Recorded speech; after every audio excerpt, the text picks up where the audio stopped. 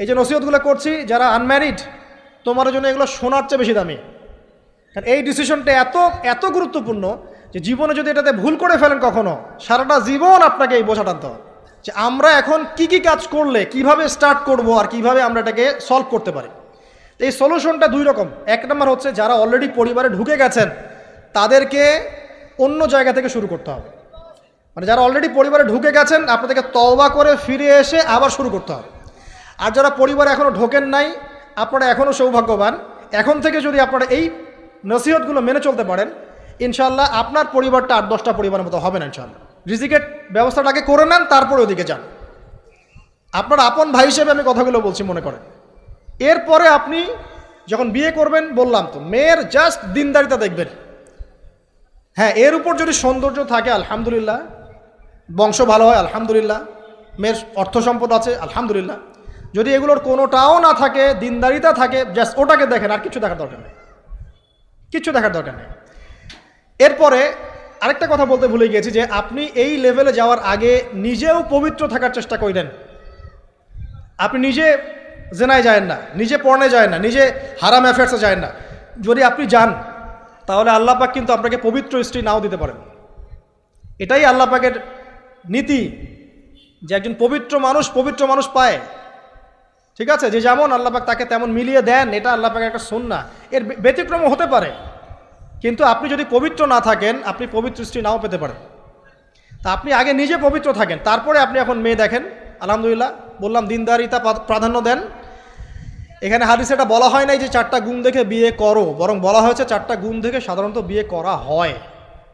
ঠিক আছে, করো আদেশটা এমন নয়, ইনকাহ কথাটা এমন নয়, বা ইনকাহু এমন নয়, তুনকাহু মানে বিয়ে সাধারণত করা হয়। কেউ টাকা দেখে, কেউ সৌন্দর্য দেখে, কেউ দেখে বংশ। তুমি দেখো দিন। নবীজি বলছেন তুমি দিন দেখো, না হলে তোমার হাত ধুলোয় ধূসরিত হবে, মানে ধ্বংস হয়ে যাবে তুমি। আর দিন দেখার ক্ষেত্রে শুধু বাইরের গেট আপটা যথেষ্ট নয়, তার পড়াশোনা দেখেন, তার হিস্ট্রি ঘাটবেন, তার অতীতে সে কোথায় কোথায় পড়াশোনা করেছে, কি করেছে, খোঁজ খবর নেবেন। হুট করে তাড়াহুড়া করে কোনো ডিসিশন নিয়ে ফেলবেন না, এটা খুব ভুল করে মানুষ। ঠিক আছে, তার হিস্ট্রি ঘাটেন যে সে কোথায় পড়াশোনা করেছে, কি করেছে না করেছে। তার পরিবারের বায়োডাটা ঘাটেন, তার পরিবারের সদস্যরা কেমন, নামাজ পড়ে কি না, তার ইসলামের প্রতি কেমন ধারণা পোষণ করে। তার মাকে দেখেন, তার মা পর্দা করে কি না, তার মা ইসলামের উপর আছে কি না। তার নানিকে দেখেন, তার পরিবারবর্গকে দেখেন, তারপর আপনি ডিসিশন নেওয়াটা সহজ হবে। এগুলোর চেয়ে ব্যতিক্রমও হতে পারে। ওই আজারের পরিবারে ইব্রাহিমের জন্ম হতে পারে, ফেরাউনের আন্ডারে আসিয়ার জন্ম হতে পারে, থাকতে পারে, কিন্তু এটা ব্যতিক্রম। নর্মালি কিন্তু সবসময় এমনটা হয় না। যে প্যারেন্টিংস দিয়ে তারা বড় হয়েছে, ওই প্যারেন্টিংস তাদের মধ্যে থেকে যায়। এই কারণে মেয়ের ব্যাপারে খুব সেন্সিটিভ থাকবেন। আগে পুরো বিষয়গুলো ঘেটে নিয়ে তারপরে আপনি কোনো জায়গায় পা দেন। তারও আগে ইস্তেখারা করবেন আল্লাহর কাছে, যে আল্লাহ আমি তোমার কাছে ইস্তেখারা করছি, আমি জানি না যে কোনটা আমার জন্য ভালো হবে, কোনটা খারাপ। আল্লাহ এটা যদি আমার জন্য ভালো হয় সহজ করে দাও, যদি খারাপ হয় আল্লাহ দূর করে দাও। নিজের উপর চাপ নিয়েন না। তারপরে যদি দেখেন আলহামদুলিল্লাহ দিনদার, আর ডানে বামে দেখার দরকার নাই। যদি আপনি আপনার মনের মতো দিনদার পবিত্র একজন মেয়ে পেয়ে যান, আর যদি সে সুন্দরীও হয় মাশাআল্লাহ, আর ভালো বংশের হয়, তাহলে সারাটা জীবন তাকে নিয়ে কাটিয়ে দেন, সারাটা জীবন তাকে নিয়ে কাটিয়ে দেন, আপনি হ্যাপি হবেন ইনশাআল্লাহ। ডানে বামে দেখার আর দরকার নাই। যদিও একাধিক বিয়ের অনুমতি আছে, কোরআন সুন্নাহয় সব কিছুই আছে, কিন্তু এখন বাস্তবতাটাও বুঝতে হবে। কীরকম? যে কোরআন সুন্নাহয় এমন অনেক কিছুই আছে যেটা বাস্তবে ইমপ্লিমেন্ট করাটা এতটাও সহজ না। যখন যারা করতে যায় তাদেরকে অনেক অনেক হ্যাসেল পোহাতে হয়, কারণ সমাজটা যেহেতু এমন না। কোরআন সুন্নাহয় আছে যদিও, কিন্তু সমাজটা এমন না। তখন ওই ব্যক্তি কোরআন সুন্নাহ মানতে গেলে দেখা যায় সমাজ থেকে ব্যাপক হ্যারাসমেন্টের শিকার হয়। যদিও এটা তার দোষ না, এটা আল্লাহ পাক তাকে হয় পরীক্ষা করছেন, অথবা এই ওসিলা তার গুনাহ মাফ করবেন। কিন্তু নর্মালি যেটা চলছে, এখানে আপনি আপনার বেস্টটা নেন, যেটা অপশনাল সেদিকে যাওয়ার দরকার নেই। এটা আমার নসিহত। কারণ সবার ওই শক্তি সামর্থ্য থাকে না যে সব কিছু সুন্দর মতো টাইটলি হ্যান্ডেল করতে পারবে। আর বলা যত সহজ, করার ব্যাপারটা এতটাও সহজ নয়। সো আর এই তো জেনারেশনের মেয়ের তো দেখছেনই, পান থেকে চুন খসলেই দেখবেন যে বিশাল তুলকালাম হয়ে যাচ্ছে আর কি। তো যদি আপনাকে আল্লাহ পাক আপনার পবিত্রতার কারণে, আপনার ঈমান আমলের কারণে খুশি হয়ে এমন একজন দিনদার, নেককার, পুণ্যবতী সুন্দরী সুশ্রী স্ত্রী দিয়ে দেন, আর ডানে বামে কখনো দেখবেন না, একদম তাকে নিয়ে পুরো লাইফটা কাটিয়ে দিবেন ইনশাআল্লাহ। ঠিক আছে? এরপরে দোয়া করবেন আল্লাহর কাছে, আল্লাহ এটার মধ্যে কল্যাণ বরকত দান করো। বিবাহের ক্ষেত্রে আপনি মোহরটাকে কম করবেন। আপনি মোহর মানে মেয়েদেরকে বলছি, মেয়ের বাবাদেরকে বলছি, সামর্থ্য অনুযায়ী করবেন, ছেলের সামর্থ্য অনুযায়ী করবেন, তার উপরে বোঝা চাপিয়ে দিবেন না। কিয়ামতের আলামতের হাদিসে আমি এটাও পড়েছি, শেষ জামানায় মোহর অনেক বেশি করা হবে, দেওয়া হবে কম। হয় না এমন? আর বাকি আছে আলামতের কিছু? তো ওই চিটারির মধ্যে নাই। আপনি বলছেন 1 লাখ, 1 লাখ আমি দিব নগদ, ব্যাস নগদ। বলছেন 5 লাখ দেওয়ার সামর্থ্য আছে আমার, 5 লাখ দিব, যে নগদ শেষ, পরে মাফ নিয়ে নিব, এইসব বার্গেনিংয়ে আপনি নাই। আর এখনকার বিবাহগুলো দেখলে মনে হয় যে মেয়ের বাবা ছেলেকে বিক্রি করছে আর ছেলের বাবা মেয়ে কিনছে। সবচেয়ে বেশি মোহর দেখা যায় যে চিটাগাং এরিয়ার দিকে আর কি। এবং আপনি জানেন কি না, সবচেয়ে বেশি বিবাহ বিচ্ছেদ ওই জায়গায় বেশি। বাংলাদেশে বিবাহ বিচ্ছেদ দেখা যায় যে প্রতি 24 ঘন্টায় দেখা যায় 28টা বা 29টা বাংলাদেশে। হ্যাঁ, শুধু তাই না, আমি দেখলাম যে 10 লক্ষ মেয়ে অতিরিক্ত আছে পুরুষদের তুলনায়, সমাজে ঘুরে বেড়াচ্ছে, স্বামী নাই, 10 লক্ষ মেয়ে। এবং এই ডিভোর্স দেওয়ার ক্ষেত্রে দেখা গেছে যে মেয়েদের প্রবণতা বেশি। 70% মেয়ে ডিভোর্স দিয়েছে, ছেলে দেয় নাই, 30% ছেলে। তাহলে মেয়েদের সাইকোলজি চিন্তা করেন। ও মনে করছে আমি তো এখন শিক্ষিত হয়ে গেছি, তোমাকে আমার দরকার নাই, আমি চাকরি করে খাবো। খুব বেশি শিক্ষিত দরকার নাই আপনার, দিনী শিক্ষা আছে কিনা ওটা দেখবেন। ফ্যামিলিস্ট মেয়েদেরকে নেওয়ার দরকার নাই, আপনি নেবেন ইসলামিক অনুশাসনে চলে এমন মেয়ে। এরপর যখন পরিবার স্টার্ট হবে, আল্লাহর কাছে বরকত চাবেন, বিয়েটা সহজ করে নেবেন। যে বিয়েতে খরচ যত কম, সে বিয়েতে আল্লাহর বরকত তত বেশি। হাদিস। অলিমা হবে, মাশাআল্লাহ, আপনার বিবাহিত জীবন মোবারক হোক, দোয়া করি।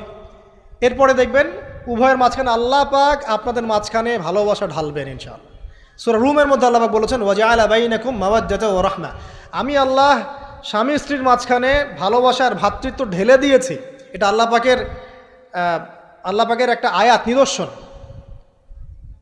এই ঢেলে দেওয়া মানে কিন্তু আবার সেই ঢেলে দেওয়া নয়। কথা কি বুঝতে পারছেন? আচ্ছা, তারপরে আসেন, এবার আপনি পরিবার গঠন করেছেন। এখানে আমি কয়েকটা কথা বলি যে উভয়ের মাঝখানে খুব চূড়ান্ত লেভেলের ভালোবাসা, এটাই যথেষ্ট নয় পরিবার সুখী হওয়ার জন্য। পরিবারের মধ্যে এখন থাকতে হবে সলাত। কি থাকতে হবে ভাই? সলাত। পরিবারে থাকতে হবে কোরআন, পরিবারে থাকবে সুন্নাহ, পরিবারে থাকবে ইসলামী অনুশাসন, পরিবারে থাকবে খাস পর্দা। আপনার বউকে মানুষ দেখেই নাই, এরকম পর্দা। আর কাপড় খোলা তো অনেক দূরের কথা, আমার এমন স্ত্রী আপনার স্ত্রীকে দেখেই নেই মানুষ। বাধ্য না হলে সে বাইরেই আসবে না। বাধ্য হয়েছে, আসছে, মাহারাম আছে, মাহারাম সাথে আছে, এখন বাইরে আসছে। আপনার স্ত্রী ওই মানুষের বাসায় গিয়ে রাত কাটাবে না, এমনকি মানুষের বাসার টয়লেটে গিয়েও যেন সে কাপড় না চেঞ্জ করে। কারো বাসায় গিয়ে স্ত্রীকে রেখে দিয়ে আসবেন না, যে অপরিচিত কারো বাসায় স্ত্রীকে রেখে আপনি কোনো কাজে গেছেন, যাবেন না, এটা করবেন না।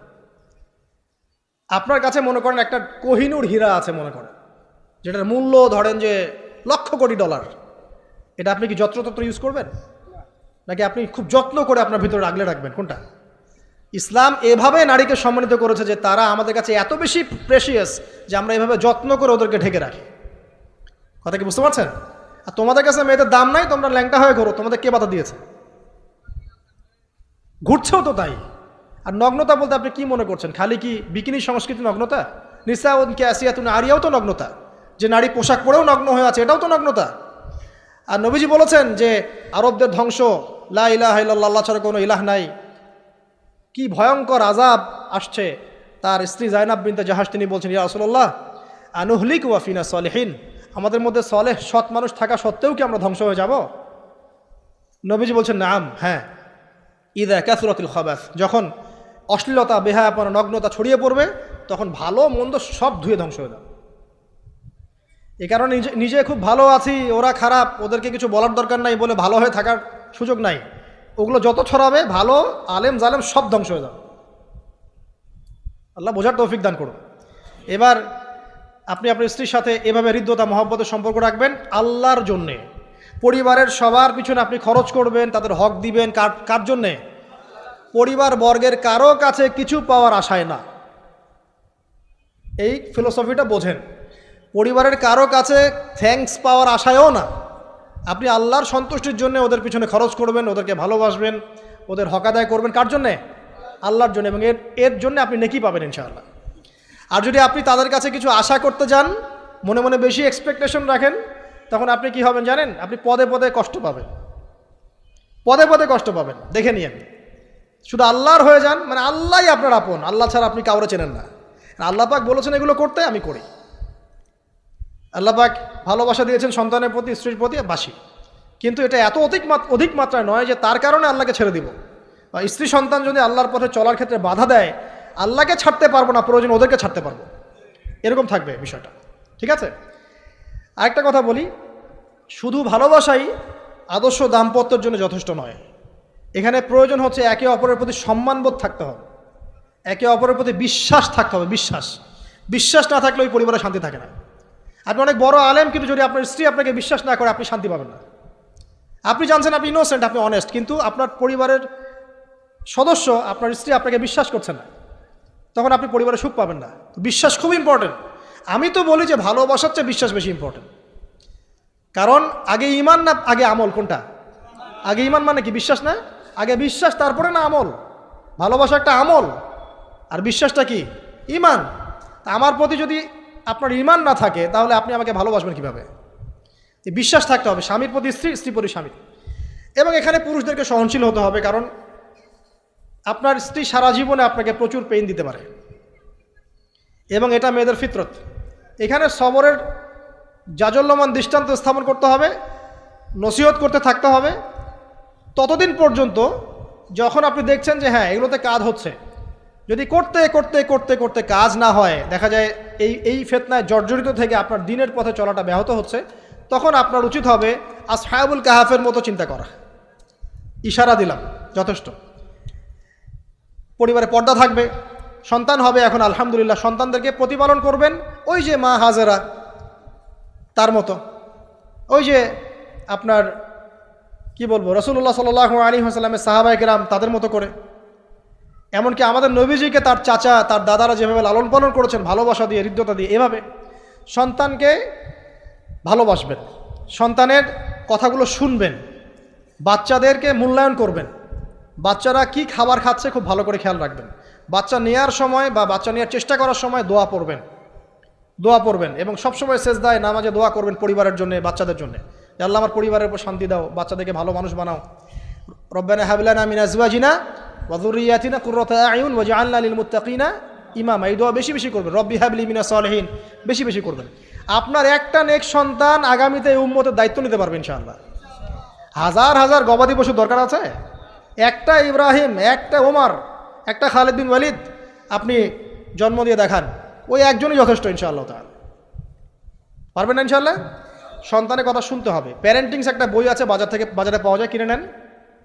ওখানে প্যারেন্টিংসের অনেক টিপস আছে। সন্তান কি খাচ্ছে, কার সাথে মিশছে, কোন বন্ধুর সাথে খেলছে, আপনার কোন স্কুল কোন কলেজে পড়ছে, এগুলো খেয়াল রাখতে হবে। কোন ডিভাইস ইউজ করছে, বাসায় সন্তান কি পরিবেশ দেখে বড় হচ্ছে, পিতামাতার মধ্যে ভালোবাসা দেখে বড় হচ্ছে নাকি ঝগড়া দেখে দেখে বড় হচ্ছে, এটা খুব ইফেক্ট করে। সবচেয়ে বড় কথা, সন্তানকে পিছন থেকে আপনাকে বুস্ট আপ করতে হবে। আপনার সন্তানকে আল্লাহ পাক নির্দিষ্ট একটা প্রতিভা দিয়ে পাঠাবেন। হয় সে ভালো লিখতে পারবে, না হলে ভালো বলবে, না হলে ভালো খেলবে, না হলে কিছু একটা ভালো চিন্তা করবে, ভালো আর্ট করবে। ওর প্রতিভাকে ওর উপরে চাপিয়ে দিবেন না। ওর যে প্রতিভা আছে ওই প্রতিভা অনুযায়ী তাকে বেড়ে উঠতে দেন। হাতের আঙ্গুলগুলোকে জোর করে করে টেনে সোজা করার দরকার নাই, আঙ্গুল ভেঙে যেতে পারে। আঙ্গুলকে বাড়তে দেন। ওকে আল্লাহ পাক একটা রং দিয়েছে, একটা প্রতিভা দিয়েছে, ওকে বিকশিত হতে দেন। ওর গন্ধটা আমরা যেন পাই, ওর গন্ধ পরিস্ফুটিত হতে দেন। ওকে চাপ দিবেন না। এখনকার পরিবারে প্রচুর চাপ, দেখবেন যে সন্তানের পিতামাতারা চাপ দিতে দিতে সন্তান আত্মহত্যা করে ফেলছে, করছে না? রেজাল্ট খারাপ হলো, কি চাপ, কি করলি সারা জীবনে, এসএসসিতে এ প্লাস পাইতে পারলি না, বেচারা গলা লটকাইতে মরে গেল। কি হয়েছে? এসএসসিতে রেজাল্ট খারাপ হয়েছে তো কি হয়েছে? জীবনে এটাই সব কিছু? একটা না হয় দুর্ঘটনা ঘটে গেছে জীবনে, তাকে জীবনে নষ্ট হয়ে গেছে নাকি? পিতামাতার চাপের কারণে, এই যে চাকরি পাইস না, সারা জীবন ধরে খাওয়াইলাম পড়াইলাম, চাকরি করতে পারিস না, আমাদেরকে দেখতে পারিস না, চাপ দিতে দিতে বেচারা এখন মাদকের দিকে। পরিবারের চাপ নিতে পারে না, ওই যে মাদকের কাছে গিয়ে শান্তি খুঁজতেছে। তারপরে যে ওই যে পতিতালয়ে গিয়ে শান্তি খুঁজতেছে, ওই গার্লফ্রেন্ডের কাছে শান্তি খুঁজতেছে। তো পরিবার থেকে চাপের এই সংস্কৃতি বন্ধ করতে হবে। পরিবারের সন্তানদেরও পিতামাতাকে চাপ দেওয়া উচিত নয়, পিতামাতার উচিত নয় সন্তানকে চাপ দেওয়া, বরং তার প্রতিভাটাকে ফাইন্ড আউট করে আপনি বিচক্ষণ বাবা হিসেবে আপনি দেখবেন যে তার প্রতিভা কোন দিকে আছে, সেদিকে আপনি তাকে নিয়ে যাবেন। আর যদি আপনি আল্লাহওয়ালা হন, দেখবেন ইনশাআল্লাহ তার প্রতিভা ইসলামের দিকেই থাকবে ইনশাআল্লাহ। ইমাম বুখারীর মায়ের কথা শোনেন নাই? তার মা সারাদিন কান্নাকাটি করে দোয়া করতো, আল্লাহ আমার ছেলেটাকে দিনের জন্য কবুল করো, আমার ছেলেটাকে দিনের জন্য কবুল করো। তার চোখের সমস্যা ছিল, তিনি চোখে ভালো করে দেখতে পারতেন না, মায়ের দোয়ার বদৌলতে আল্লাহ পাক তার চোখের সমস্যা দূর করে দিয়েছেন।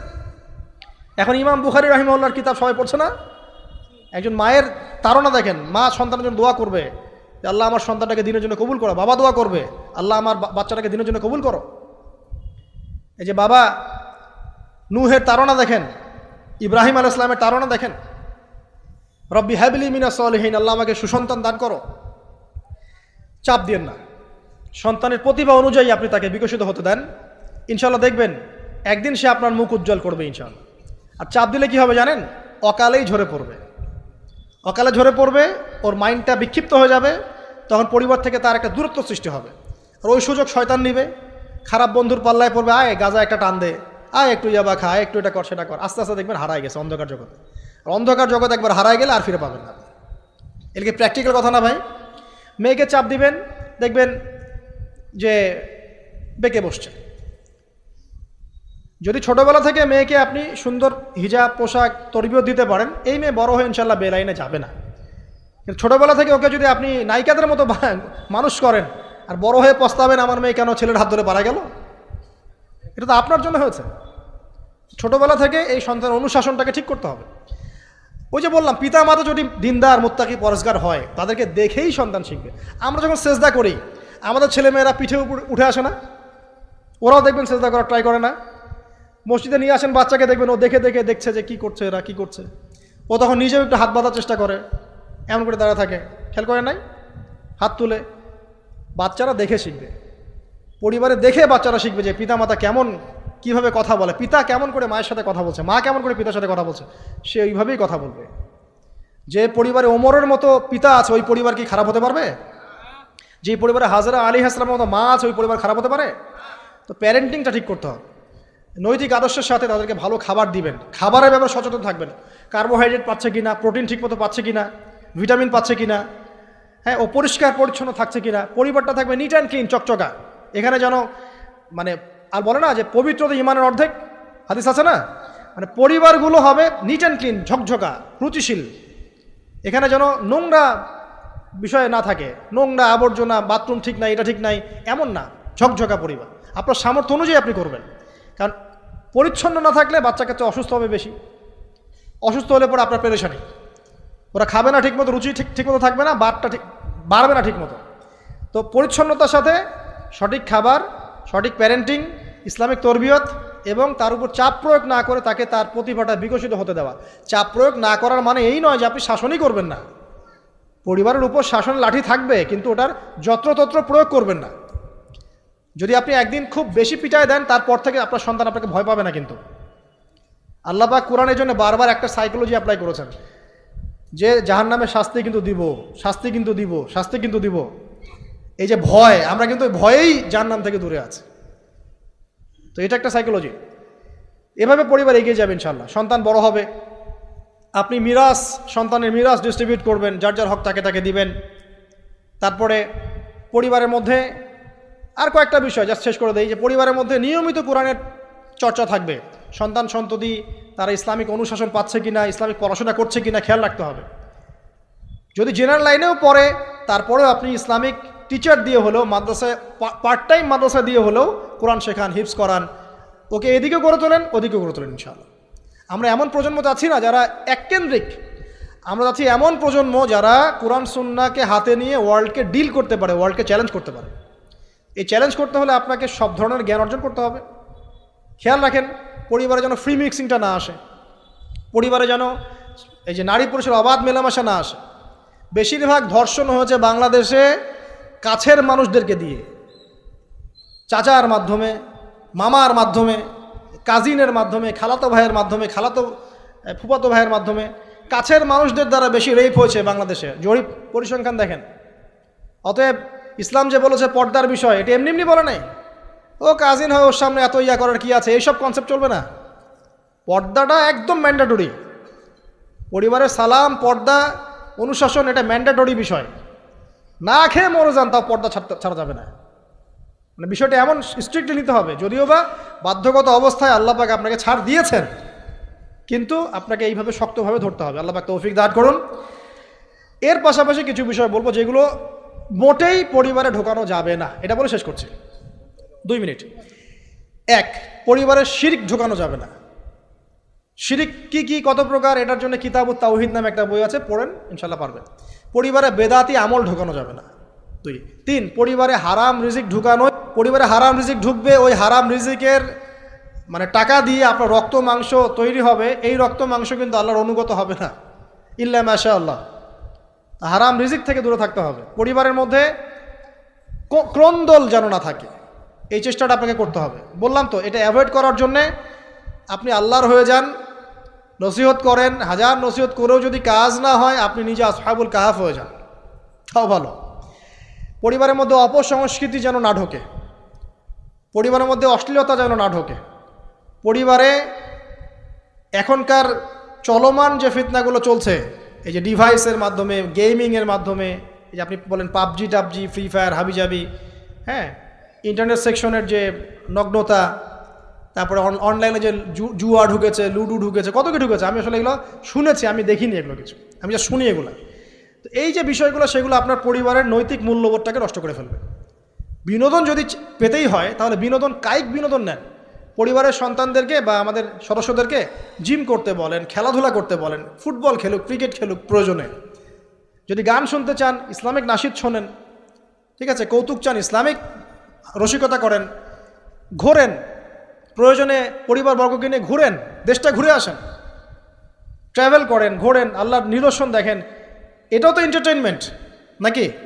পরিবারকে সময় দেন, পরিবারকে সময় দিয়ে আপনি এই যে প্রাকৃতিক বিনোদনের দিকে চলে যান, ডিভাইস কেন্দ্রিক বিনোদনের দিকে যান না।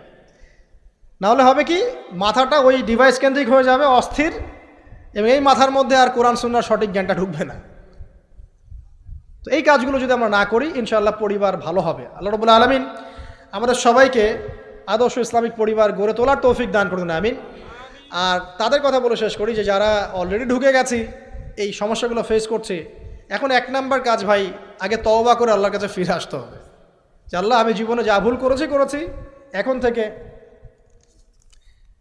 এখন থেকে আর ইনশাআল্লাহ আমরা এই আল্লাহ দ্রোহী কোনো কাজে যাব না।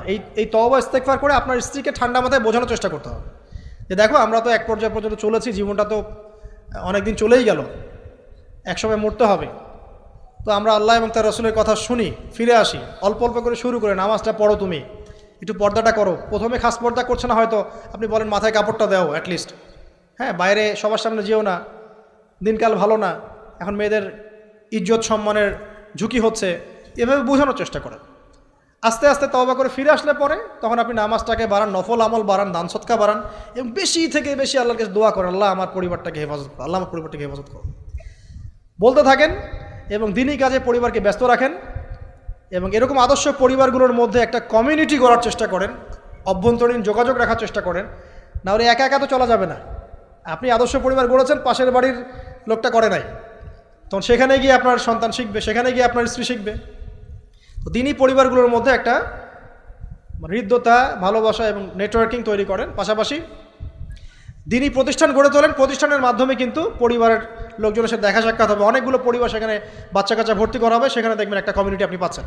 তো এভাবে শেষ করে দেয়, এভাবে তাওহীদের চর্চা 1, সুন্নতের প্রতিষ্ঠা 2, 3 হালাল রিজিক, 4 হৃদ্যতা ভালোবাসা, 5 সবর ধৈর্য, 6 আল্লাহর কাছে দোয়া, বেশি বেশি দোয়া, 7 কি পর্দা, 8 অপসংস্কৃতির প্রতিরোধ, ঠিক আছে, 9 সন্তানদেরকে আগামী প্রজন্মে, আগামী মুসলিম জেনারেশনকে লিড দেওয়ার মতো করে তৈরি করা, আর 10 মনে করেন আমাদের মেয়েদের দিকে, স্পেশালি মেয়ে শিশু, কন্যা হোক, মেয়ে হোক, বোন হোক, মা হোক, তাদের দিকে স্পেশাল নজর রাখা। এই কাজগুলো করার মধ্য দিয়ে ইনশাআল্লাহ তাআলা আমরা ব্যক্তিগত পর্যায়ে আপোষে একটা আদর্শ পরিবার জান্নাতের টুকরা গড়তে পারবো ইনশাআল্লাহ আযজা ওয়া জাল। এবং এই টুকরাগুলো যখন একে অপরের সাথে কানেক্টেড থাকবে তখন আদর্শ সমাজ হবে ইনশাআল্লাহ। যখন এরকম করে পরিবারগুলো গড়ে উঠবে তখন সমাজের কাঠামো চেঞ্জ হয়ে যাবে। আর ওই সমাজকে দিয়ে আপনি ইনশাআল্লাহ ইসলামিক কোনো রেভলিউশন প্রতিষ্ঠা করতে পারবেন, আদারওয়াইজ হয়তো পারবেন না। তো এর বিপরীতে যা আছে সবই শয়তানের কাজ, জাহেলিয়াত, ফাসেকি, জুলুম, অন্যায়, পাপাচার। এগুলো থেকে সম্পূর্ণ তওবা করে আল্লাহ পাক আমাদেরকে জান্নাতি আদর্শ পরিবার গড়ে তোলা তৌফিক এনায়েত করুন, আমিন।